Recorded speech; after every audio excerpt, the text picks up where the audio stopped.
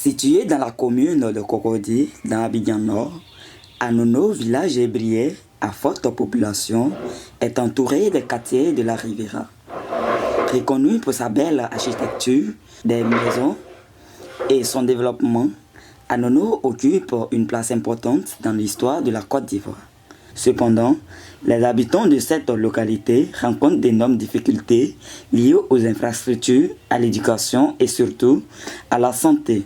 Anono est en plein cœur de Cocody, nous sommes au centre-ville même de Cocody, entouré de toutes ces personnalités, en l'occurrence le président de la République, l'ambassade des États-Unis, l'ambassade de la Russie, l'ambassade du Qatar, et puis l'ONUCI qui était avec nous. Il y a l'école, lycée dédié tous à côté, il y a l'école de police, l'école de gendarmerie, l'université. Donc vous voyez que, en tout cas, nous, c'est une plateforme, comme ce qu'on a vu de le dire, c'est un carrefour où on regorge des personnalités et puis des grands quartiers. Voilà, on est petit dedans, mais c'est pas à nous que tous ces quartiers se sont créés. Donc d'abord, il dit merci d'abord à nos ancêtres, ceux qui ont accepté le développement. Ça, il a dit encore un grand merci.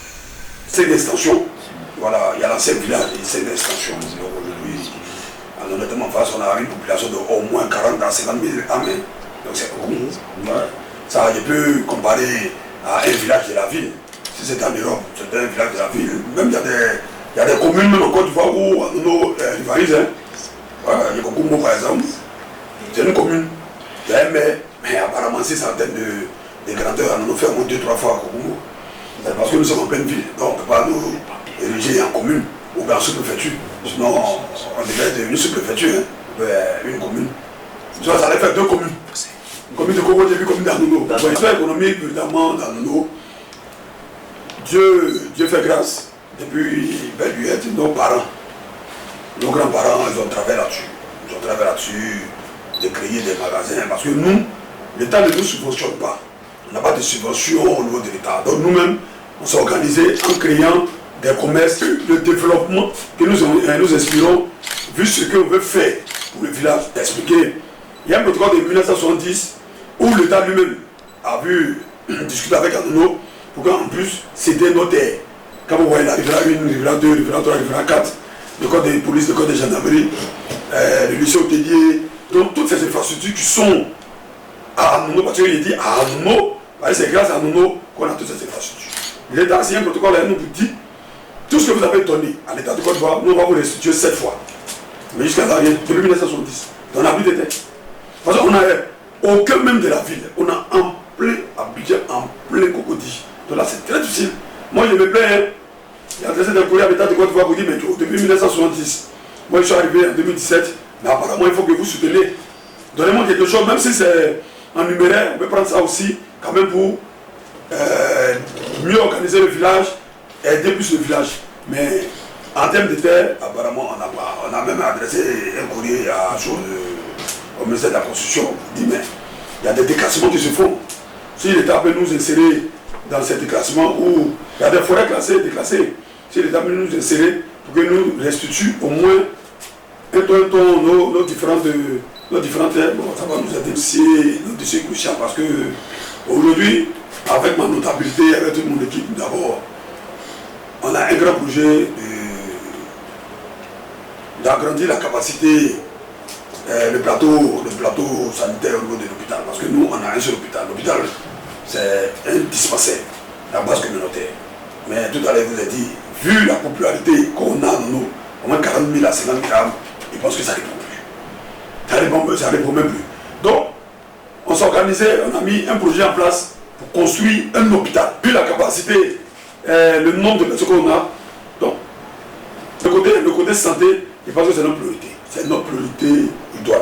Il faut forcément d'abord la santé, l'éducation.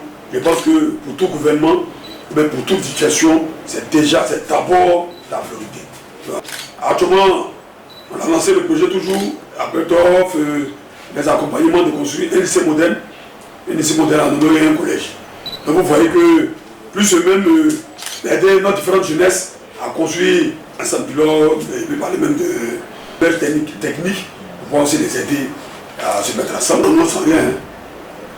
Vous savez, parce que Anono étant au cœur même de tout à l'heure, il a dit, il risque de me répéter. Mais quand vous voyez Anono, on a l'impression que l'on vit dans une précarité, on a l'impression que Anono c'est un quartier précaire, mais apparemment c'est pas un quartier précaire, c'est un village. C'est pas Anono qui ressort tous ces grands quartiers. Et puis Anono d'abord, on a un problème d'assainissement. Voilà. Ça aussi, il faut qu'il ressorte ça. On a un gros problème d'assainissement. Les 2 semaines passées, avec toutes ces grandes pluies, c'est vrai, nous, on est sur un plateau. On n'est pas dans un bas-fond, mais on est un peu au-dessus. Donc lorsqu'il pleut, il y a un ruissellement.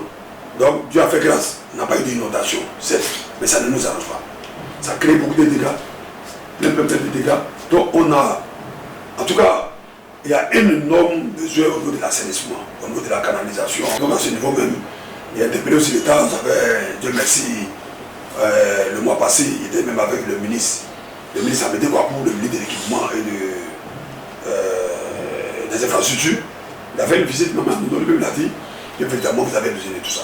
D'abord le bitumage, et puis l'assainissement. Donc la culture, comme de coutume, de façon traditionnelle, chaque 2-3 ans, il y a des fêtes de génération.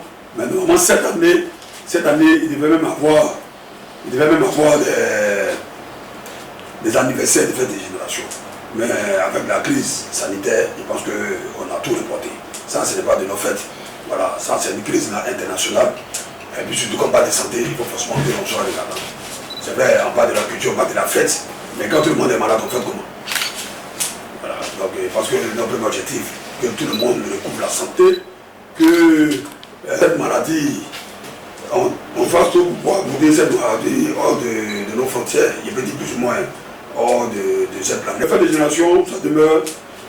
L'année passée, on a organisé plein de choses sur le plan culturel. Il y a eu des festivals.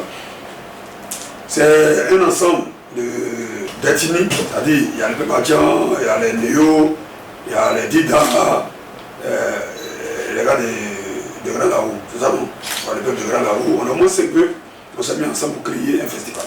Mais cette année, apparemment, avec la crise sanitaire, je pense qu'on a tout reporté. Donc pour les fêtes de génération, on n'aura pas mieux cette année. Et puis sur le plan social, s'organiser avec toute la jeunesse, avec les personnes de 3e âge, vous me revoyez juste à côté de moi, tout ce kit-là. Il fait tout pour aider ma population, surtout dans cette période très cruciale, pour cette période sanitaire, il faut qu'on fasse beaucoup du social. Au niveau même de ma chefferie, il y a une commission carrément femmes, c'est les aides vulnérables, c'est à eux-mêmes qu'on doit soutenir, on doit les aider plus.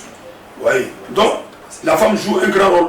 C'est nous qui les impliquons pour pouvoir aussi prendre aussi les conseils, parce que c'est nous. C'est notre priorité, hein. C'est notre élève. Voilà, c'est notre élève, donc il faut forcément que mettre un accent sur la jeunesse. Moi je suis jeune, c'est vrai, je suis chef, hein. Ma sensibilisation c'est pour dire à la jeunesse. Tout à l'heure il a dit je suis jeune, mais c'est pour dire à la jeunesse. Ce n'est pas la solution. Quelles conditions on crée pour que nos jeunes ne puissent même pas avoir l'esprit d'aller, il veut dire, se faire tuer. L'immigration clandestine, seulement il a levé un point là-dessus. Il dit moi je ne suis pas d'accord. Mais il interpelle aussi l'État, il interpelle nos dirigeants, à travers l'Afrique, tous nos dirigeants, pour dire qu'est-ce qu'on fait véritablement pour nos jeunes africains. Moi je suis très jeune, je répète, je suis très jeune. Ce village est gros. Moi je ne pourrais pas tout faire. Donc j'ai besoin de tous mes cadres. J'ai besoin de ma diaspora. Dieu fait grâce, tout le temps que je me retrouve là-bas, la diaspora, dans Nono, je discute avec eux. Et mais c'est vrai, vous êtes là-bas, pour certains, il y a certains qui sont là-bas, ça fait plus de 30 ans. Mais vous serez à la retraite, vous devez revenir dans vos bons villages. Mais qu'est-ce que véritablement vous faites pour vos villages? Il faut que vous aidiez vos villages. Je lance un appel à mes différents cadres. En tout cas, donnez le meilleur de vous-même pour que le village soit développé. Je dis un grand merci à toute la population. D'abord, vous remerciez la presse à travers vous, que nos messages passent normalement, tombent dans les bonnes oreilles, même les mauvaises, et puis prendre le bon côté, pouvoir s'en servir.